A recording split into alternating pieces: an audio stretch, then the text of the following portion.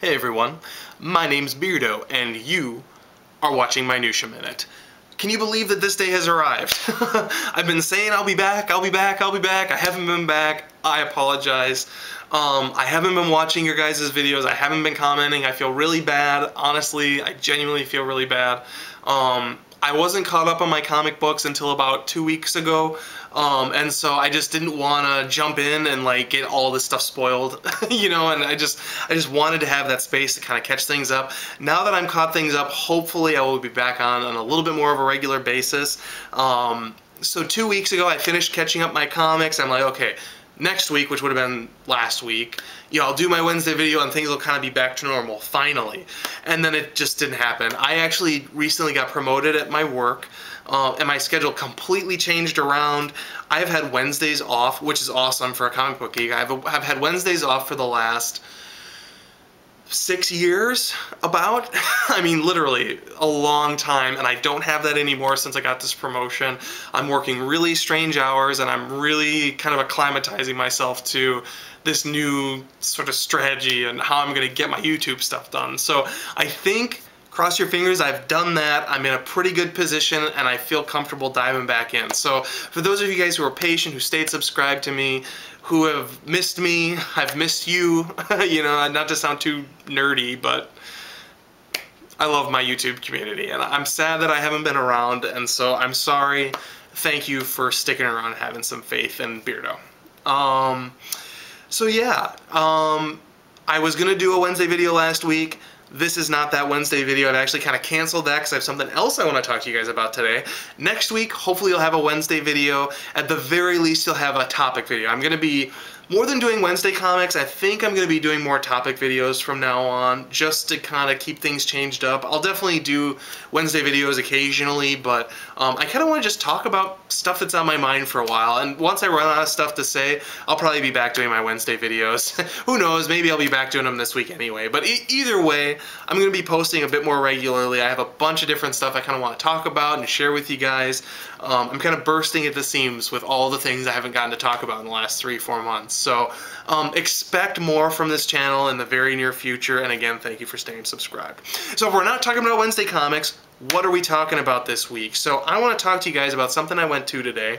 It was a 3-day convention that I was really excited for, but I actually only got to go today. I only got to go on the last day on Sunday, and only for like 4 hours. So really, really short time period, but it was a really great time during that 4 hours that I was there, and I have a lot of stuff to tell you guys about that I hope you guys find interesting. So the thing I went to is called Fabletown and Beyond 2013. This is the first time they've ever held this convention, and it's held in, or at least this year, it was held in Rochester, Minnesota. Those of you who are familiar with Rochester probably know it as the place where Mayo Clinic is. For those of you overseas guys, it's a famous hospital, whatever. Honestly, there's nothing else going on in that town. I live in the Twin Cities up in St. Paul, Minnesota. I don't think that's really a secret, and there's plenty of people here. I don't expect you guys to be able to find me if I tell you that. But yeah, so I live in St. Paul. A bit more going on in St. Paul, but this was going on in Rochester. And just a little background, like I grew up south of Rochester, but not too far south. Rochester was kind of my go-to place in high school, and it's a boring town. Like, nothing's going on. I mean, they have the hospital, and they have Applebee's. You know what I mean? It's just very, like, shopping center-oriented, not a lot of culture there. And so when I found out that this was coming to Rochester and not the Twin Cities, I was kind of taken aback. I did some research. They've been advertising this for like 6 months, by the way, up in the cities. And what this is Brian Willingham's sort of pet con project, really. This is put on by Bill Willingham of Fables. He lives in Manorville, Wisconsin, which is basically, it's in Wisconsin, but it's not too far from Minnesota. It's actually relatively close to Rochester. To put this into perspective, I lived about 30 miles away from Rochester growing up, and Manorville was on the school cancellations if we got like snowed in on the radio. Like Manorville, Casa Manorville was either 2 hours later closed a lot of the time whenever there was snow. Just random childhood memory here. So anyway, my point is Bill Willingham lives pretty darn close to me, actually, and even closer to Rochester. And so he decided he was going to put on this Fabletown, Fables-themed, as you can kind of tell, Fables-themed convention for 3 days. And he has a certain goal. He wanted, like, he had a whole bunch of people that, you know, did the 3-day pass thing, ordered it online, and then he had a certain goal that I know he met for, you know, people just coming in on the day and buying tickets right then. Hopefully he does this again, because it was really, really cool. And yeah, so let me just tell you a little bit about this rather than just babbling. It's called Fabletown and Beyond. Obviously, this is a reference to Fables. However, it's not specifically a Fables convention. It's definitely Fables heavy, but it's actually described, as Bill Willingham, the host, describes it, as a celebration of mythic fiction and comic books. And, you know, there's a lot of YouTube guys, I think, who really would have liked to have been at this. Unfortunately, the number one person I can think of that would have really enjoyed this is overseas, so not too likely he could have come. But really, like, all of the coolest comic book people out there were pretty much at this convention, which was awesome because it was in Rochester. Like, I don't, this may not mean a lot to you guys, but like for me, it's like, really? This was in Rochester? Anyway, so I want to talk to you guys about some of the people who were here. Obviously, Bill Willingham was here. His guest of honor was Mark Buckingham of Fables. He flew in from Great Britain to swing in, and the first panel we went to was actually just Bill Willingham and Mark Buckingham talking about getting together and working on Fables, which I'll talk to that a little bit more specifically very soon. One of the more interesting group of people that were there was Allison Baker and Chris Robertson, who are the founders of Monkey Brain Comics, and actually they were also co-sponsors of this. And basically, they do a lot of experimenting with online publishing and like print by order books and stuff like that. They have kind of a great business model going on where they're basically doing online comic books. They're 99 cents a piece, and then I think this is on Comixology that they're doing this. And then they're also putting their stuff out in trades. And again, I'm going to talk a little bit more about that later because that was really interesting too. But continuing on, some of the other people who were here. As you can tell, I have kind of a lot to say because this place was pretty sweet. Shelley Bond was there. I was really sad I did not get to see her, but she's the executive editor for Vertigo Comics, which I did ask some tough questions about what's going on with Vertigo right now, which I'll share with you. Mike Carey and Peter Gross were there, who are obviously the writer and artist on The Unwritten, which was really cool. It was really neat getting to see them talk. Mike Carey is also English. He flew in for this event. And then there were some other people. Those were the most exciting for me. But Gene Ha was there. Adam Hughes was there. Adam Hughes is actually really funny. Let's see, Mike Oeming was there, Andrew Papoy was there, Connor McCreary of Kill Shakespeare was there. I've never read Kill Shakespeare, but I need to read Kill Shakespeare. That's like very much on my list. Matt Sturgis was there, and there were many other people there. But you know what I mean? I mean, like a big Vertigo presence at this place, which is, let's face it, they're the best at everything. So yeah, they talked about Fables, they talked about The Unwritten, they talked about Vertigo. The stuff I focused on going to, I got to go to 4 panels, and the stuff I went to see was kind of more focused on comic books in general. So just kind of be aware that's kind of what I'm going to be talking about. I'll kind of go through and kind of talk about what I saw in order, I guess, and just kind of give you guys the inside scoop on what happened at Fabletown and Beyond 2013 this year. At 10 a.m., I went to the Ham Show. That was the big one. The one that I wanted to make sure, after I couldn't make it on Saturday or Friday, I wanted to make sure I'm going on Sunday. I'm going to be there at opening so I can go to the Ham Show. That was Bill Willingham and Mark Buckingham in a talk show format. They had a talk show room and a boring panel room. The boring panel room is exactly what you expect. It's a panel, nothing fancy. The talk show room was basically set up exactly like a talk show where you have Bill Willingham is the host, and then he has on guest artists on a couch exactly like the Tonight Show or something like that, which was kind of fun. And so the Ham Show was just Bill Willingham and Mark Buckingham reminiscing about getting together on Fables, which was really interesting. It was actually probably the least interesting out of everything I went to see, just because Bill Willingham has a tendency to ramble. If any of you guys have ever seen him at a convention before, this was my first time seeing him. And he kind of just gets into these tangents and just goes in huge circles before he gets back. And actually, like, I felt like he had just started telling a story that was going to kind of kick off the whole, you know, talk show event thing, and they were basically like, you have 5 minutes left. And he was just like, he didn't know what to do with himself. But it was cool to kind of hear some of the stuff about how they got together. Bill Willingham read about Mark Buckingham way back in, oh shoot, a comic book magazine. I can't remember what it was, but there was an article, you know, this is way back before internet stuff, and there was an article, The Greatest Artist You've Never Heard Of, and it was Mark Buckingham. And they talked about how he had filled in for Chris Bacalo, is that how you say his name? Not sure, on The Sandman, and no one could tell the difference. And they had like picture-to-picture comparisons, and that had really blown Bill Willingham away. I mean, it's one thing to be able to impersonate an artist, but to impersonate that artist and on the level that he was able to do it is kind of crazy to think about, actually. And I have to go in and dig for those issues to kind of see if I can spot the transformation there. And basically what happened was they were getting Fables together, and someone mentioned Mark Buckingham being available, and you know, he was kind of not a nobody, but he wasn't wasn't this huge draw or anything. But Bill Willingham got really excited because he was the artist no one had ever heard of before, but he knew because he had read it in this article. And anyway, he talked about how they got together. They actually didn't meet for 4 years. They worked on the book, worked on Fables for 4 years before they actually met each other, which I found really interesting. I mean, we're talking 48 issues into that run before they ever physically met face to face. And it really shows what a collaboration you can have just from, you know, modern communication and, you know, online and over the phone, even just, you know, that level of, I mean, because it seems so collaborative. And like, you know, us guys on the YouTube channel, we always talk about, you know, the collaboration of writers and artists and what collaborations work well, and you know, we try and, you know, read behind the panels to see like how those relationships work. And it was really interesting to see that they never even met until 2006 or 2007 or something like that. But all in all, it's really cool. Bill Willingham talked a lot. Mark Buckingham kind of nodded and smiled, but for the most part, it was really cool to see, and interesting Fable stuff. Anyway, what do you do? So that was the big Fables one I went to.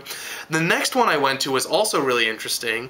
It was called the Mr. Fix-It Show, also in the talk show room, and that was the one with Peter Gross, Allison Baker, Chris Robertson, Connor McCreary, and their whole thing was talking about how do we fix comic books? What's, you know, what are some problems with the genre that we can address and talk about? Obviously, a lot of it, you know, was dissing the big two, not surprisingly, but it was really cool because they really focused more on the development of, you know, the digital media of comic books, not so much from that as a medium, because I really feel like the digital medium and the print medium are really two different animals, and kind of, you know, you need different tools to be able to tell your story with those different mediums. And I think people are going to learn that more and more as we get further into this digital comic book thing. But they were more talking about monetization and business models and stuff like that, and that was really cool. This monkey brain thing was excellent, actually, because basically their model is they print, and I kind of mentioned this before, but basically Chris Robertson and Allison Baker have this business model where they, you know, they have their independent publishers or whatever, or independent artists and writers. They do their books, they put them online for 99 cents, really cheap, but, you know, almost all of that goes to the creators. So, you know, they make a fair amount of money. And the great thing is, in print, since these things cycle in and out, you have the first issue, which, you know, people way over order, and then the second issue that gets cut in half, the order gets cut in half, and then the third issue is half of that, and then from somewhere in there it kind of bottoms out, but ultimately always selling fewer and fewer books until eventually the book gets canceled. And that can be, you know, the next issue, or it can be, you know, 10, 20 years down the line. But it doesn't matter how successful the book, eventually it is going to get canceled. And that's very true. I mean, we've seen that, you know, even with, you know, the big ones. You know, I mean, Batman started at issue 1 again. So, you know, Superman and Action Comics have started at issue 1 again. So, you know, even though, you know, technically there's still the legacy title just with new numbering, you know, that definitely holds true, that, you know, it doesn't matter how long the book is, how much of a success the book is, it's ultimately losing numbers until they decide to cancel it. And what they talked about with the internet business model that really works well for them, and this was really cool to think about, but, you know, each of the issues are always on sale. So when you look at their total sales of a book, like, they cannot put a book out and still sell as many books as they would have sold if they had put a book out, because people are still going back into their inventory and getting their older books. Now, the other thing that's really cool about their business model, and by the way, some of this stuff is kind of obvious, like, some of you may be like, duh, to what I just said, but, you know, it's one of those, like, for me, it's like, it's not that I wasn't aware of it, but really having these people spell it out, and people who are really implementing the business model, is just really cool to hear them talk about this. Anyway, continuing on. The other thing that they do is, and they're working on this, is since they own their own stuff, like, they're not tied to any publisher, so they can farm out whoever's going to do the trade paperback, whoever will give them the best deal. And then the idea is basically, you know, digital individual issues and then trade format books that are actually printed. And I threw out the difficult question of, okay, what's going on with Vertigo? I talked about, you know, Constantine's now a DC book. What's going on? You know, is Vertigo flailing? What's the deal? And first of all, they talked about the future of what Vertigo is going to look like. And one of the things they predict is that they are going to go very much with that independent style publisher format for publishing. So the idea will be, and this isn't in any way official, this is just kind of what they're predicting, but basically individual issues will be switching to digital, and then once they get enough digital issues together, then it gets a print. So you're going to get kind of the best of both worlds, where you have the digital single issues, but then you still can get a print copy, you just wait for the trade.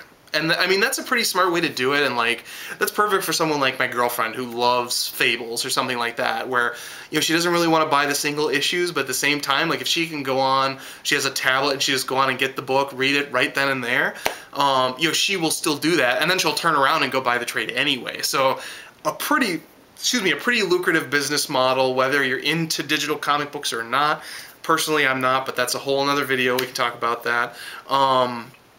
So anyway, that's where they see Vertigo going, and they did really, and I believed them. Shame on me maybe, but I do believe them, that they do feel like Vertigo is not really in any trouble. They felt like, and this is coming from Peter Gross specifically, he feels like Vertigo from the outside in kind of looks like it's kind of imploding because they have all this stuff going out, but really he feels like, you know, putting Constantine back in the DC universe, he felt was a pretty natural thing. He didn't really get into some of the implications from storytelling, but he did say that Vertigo is still very much going strong, and the biggest thing since it's really just the whole Vertigo changing is really just a revamping of their business model that ultimately is going to affect things in the positive, because, quote unquote, they still have to answer to Dan Didio, but they're actually answering more to Jim Lee. And Dan Didio doesn't have a whole lot to do with it, because Dan Didio is an idiot, more or less, is basically what he said, and has no taste, which I think everybody knows that. And as a result, Vertigo is actually in much better hands the way the business model is currently set up, and they're going to be kind of allowed to thrive on their own. One of the things they talked about too, which was really interesting, is they didn't really want to publish with Image, because you have to sell a lot of books, and in the modern comic book market you don't sell a lot of books anymore, but you have to sell a lot of books in order to actually start earning your money back. And he was giving some examples of, I don't remember specifics, but some really pretty successful Image books where they got to a point where the only person they could actually pay to do the work they were doing was the colorist. The book was making money, it just wasn't making enough money to actually pay all of the people that were working on the book, which is kind of a sad thought. And he kind of specified that the thing with Vertigo is the thing you're going to start seeing is it's going to be much more like Image. It's going to be creator-owned, independent kind of stuff, just published through, you know, DC's Vertigo imprint. So that's one of the reasons why Constantine is going back into the DCU, because he's very much a DC character technically, and then that's going to free up things like, so Fables isn't going anywhere, The Unwritten isn't going anywhere, and what you're going to see is basically, you know, people like Brian K. Vaughan bringing things like Saga to Vertigo, and it's going to be very independent. Which I think is kind of an interesting thing, and the reason why Peter Gross thinks it'll be successful is, like I said, Image artists and writers actually don't get paid anything most of the time, because they do have to sell so many books in order to make their money back, which is interesting because, you know, we always are so excited that Image books are so inexpensive, and unfortunately that comes at the price of the writers and artists who most of the time don't get paid anything, more or less, is the way he made it sound like, unless you're really successful. So, for example, Saga, I'm sure they get paid, but, you know, things that aren't as successful as Saga basically don't get much of anything. Whereas with Vertigo, the artists are actually really well paid for their work, and the way things are set up, it's going to be much more creator-owned. So, in a nutshell, people are going to want to go to bring their stuff to Vertigo, and I found that really encouraging. I have yet to see it. We'll have to see what happens, but I have hopes. I have hopes for the first time in a while about Vertigo. I've been so scared, and it was really nice because I mean we had Mike Carey, Peter Gross, you know, Mark Buckingham, and Bill Willingham all in a room, and they were saying Vertigo's okay. That made me feel much better. So Travis, you know, Matt. Deep breaths. I still say, you know, I agree with Travis and pretty much everybody else that it's sad seeing Constantine do what it's doing, but it is DC's thing, and if basically any DC-owned property is getting merged in, and then Vertigo is going to be kind of cleared out to be very much creator-owned, creator-driven stuff. So I think that's actually pretty exciting. I hope that it goes as far as the way Peter Gross in particular made it sound like it was going to go. So anyway, there you go. Kind of an exciting little tidbit. So that was the second show I went to of 4. Or maybe it was only 3. Sorry, it was only 3. I only got to do 3 panels. That's sad.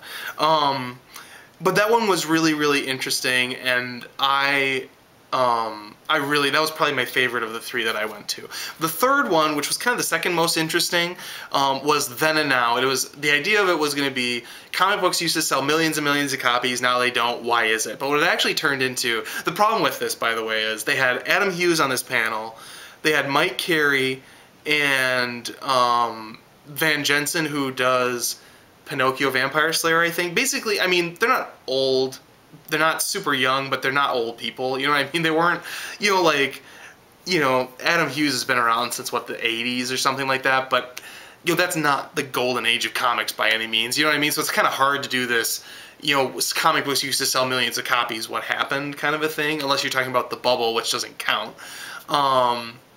So what they turned it more into was, you know, comic books when they were younger compared to comic books now, and how the industry has changed. It was kind of interesting to hear Adam Hughes talk. Adam Hughes was a really funny guy. He had this great anecdote where he was talking about he was at a convention where they just would kind of grab a couple writers and artists and kind of throw them at a signing booth, and then they just kind of rotate them out every hour.